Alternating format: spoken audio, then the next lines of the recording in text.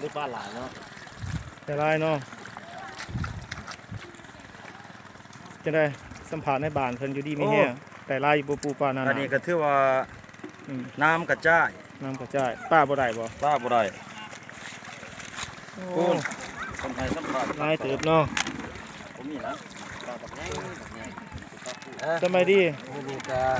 สมัยดีบ้านเมืองเฮา สูบดีป้าขึ้นมาหลายพี่น้องเอ้ย อืม ครับเป็นมองโกมองสีมองก้อย มอง ดี ยาก เมิ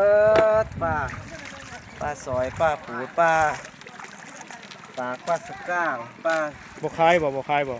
ขายโลหนึ่ง50,000 เอาไปใหญ่ๆมาซื้อน้ำเพิ่นเด้อเพิ่นขายโลนึง10,000คนอื่นเขาขายโลละแสน โลหนึ่งแสนหาเด้อบ รรยากาศอยู่ทาบ้านซีอยู่บ้านซีบ้านเฮาเนี่ยโอ้มื้อนี้ป้าขึ้นเพิ่นว่า